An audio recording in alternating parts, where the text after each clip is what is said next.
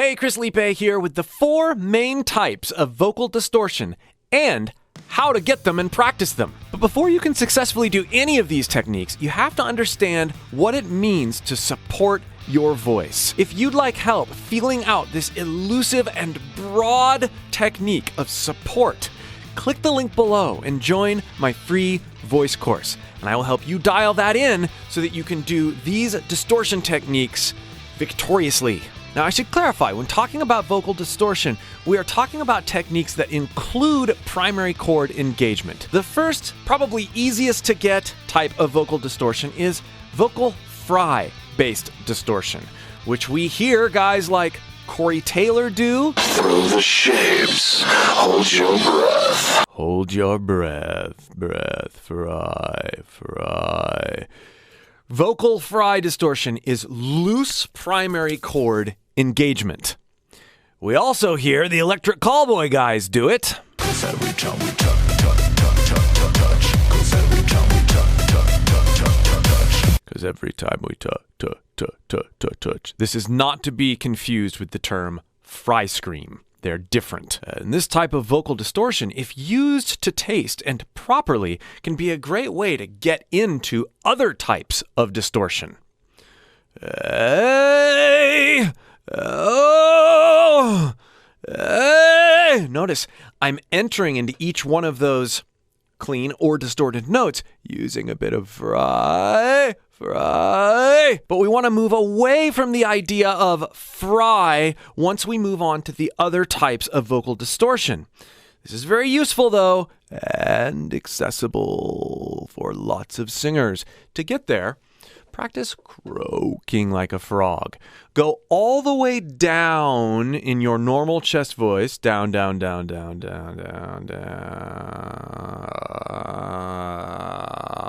removing support as you go down in pitch, and you'll access fry. You hear lots of people talk like this sometimes when their voice isn't very supported. And then to transition into a clean, well-supported note, it's almost like you're revving. Feed that support back in as you raise in pitch. The next type, and maybe the most common and accessible of the 4, is compression-based distortion. Give me fuel, give me fire, give me that which I desire. Ooh. James Hetfield gives us a great example there, as well as Cornell in this passage.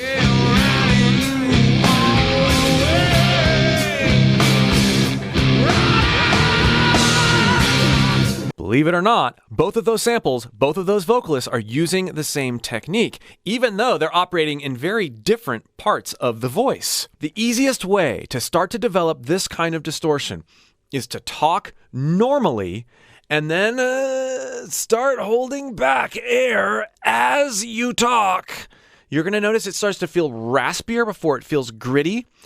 Hey, I'm going to talk. 1, 2, 3, 4, 5, 6, 7, 8, 9, 10, 11, 12, and as you hold back more air and then learn to simultaneously push and hold back while you're talking, you're going to notice you start to sound sort of hoarse like this or like an old man.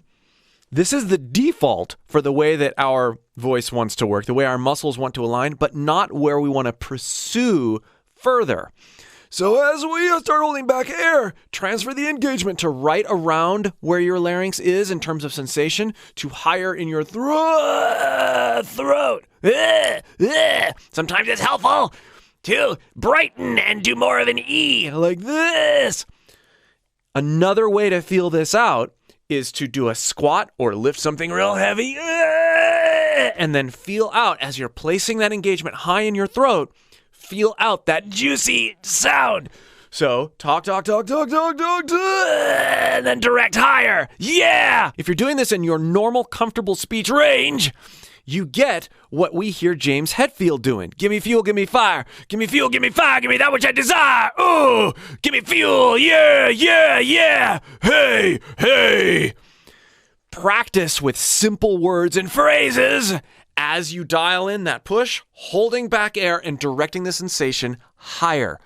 This takes a while, but if you're patient, and embrace the sound of your voice as you're feeling it out as a work in progress, you'll be able to get there. Now, Cornell's version that we listened to is the same technique, but he's activating it a little differently because he's higher. And the way that I've come about this is to choose a higher clean note in my upper chest voice or lower mix, and be very crow,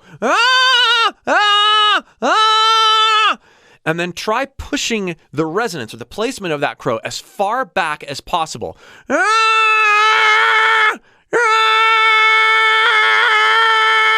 Letting my voice crack and break up in unpredictable ways. But when I do that, you hear this riding you all the way, riding. You hear that same sort of breakup happening. Riding, give me fuel, give me fire, riding, riding all the way. By playing with that resonance, we allow ourselves to feel out the coordination of holding back with higher pitches. Practice. Be patient with this. Start with these tips. And this leads into the third type of vocal distortion, which is much juicier and more extreme. We hear masters like Chester Bennington and Architects vocalist Sam Carter do this technique in amazing ways.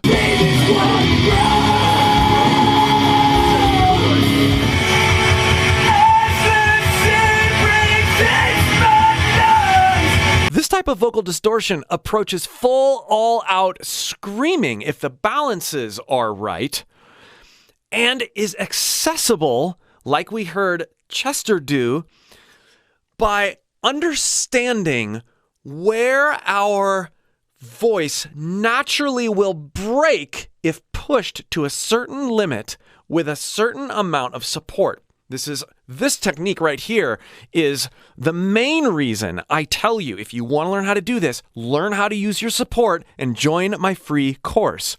So what I'm going to do is I'm going to push my natural speaking voice, la la la la la, la la la, until I start to break. La, put me out of my misery,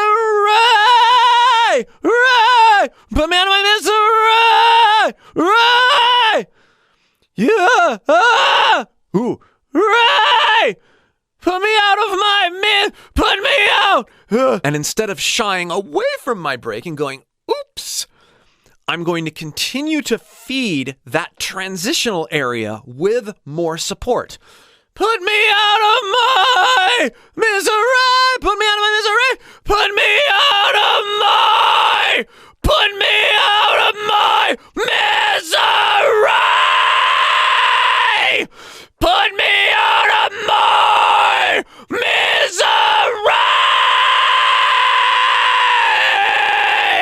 And once you start to fill out all the balances of how much support to add, which notes or areas in your upper chest voice, lower head voice trigger those types of juicy breaks, you're going to be able to start to move that around and create some amazingly intense pitch screamed engagements. And the fourth type of vocal distortion can be heard in the wonderful voice of Louis Armstrong. Pretty teeth, dear, and he shows them pearly white. Pearly white. And Blackie Lawless from Wasp uses this technique quite a bit as well. Only love set me free. Only love set me free. Love. You might be asking, what's the difference between this and compression-based distortion? They feel a lot different, but they can actually be used in conjunction with each other. You heard me going in between these two types of engagements. To get the growl, which is what these guys are doing, We first start by thinking about Cookie Monster, cookie, cookie, cookie. in a very low engagement by pushing our pitch lower, just like we did with fry. And then, cookie, cookie. Or You want to almost feel this sort of flapping happening below your larynx. This is distinct in the sensation from the give me fuel, give me fire compression bass, because that's higher than the larynx. That feels higher than the larynx. So this one is lower. Cookie, cookie. Then we're going to raise the pitch.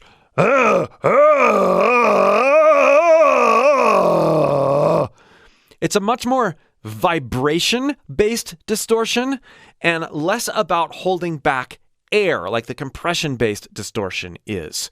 Versus I don't need to consciously hold back air to get that sensation At all. I just need to change the posture into Cookie Monster. Sometimes yawning, and then raising my larynx While I yawn. can help me find that coordination. And here's where knowing and practicing to develop all 4 types of distortions can be really fun. You can use them all together. It's not like we have to be in one or the other. I can use a little bit of growl in my pitch or compression-based distortion. Give me fuel, give me fire. Give me fuel, give me fire, give me that which I desire. Hey! I can use a little bit of vocal break in there as well. Yeah! Oh! Yeah!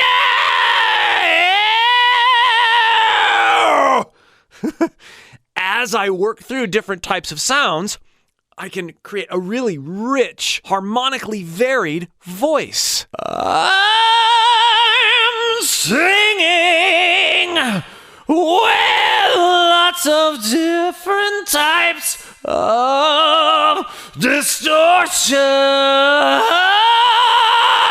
Have fun with these examples and inspirations. Leave me questions and comments below.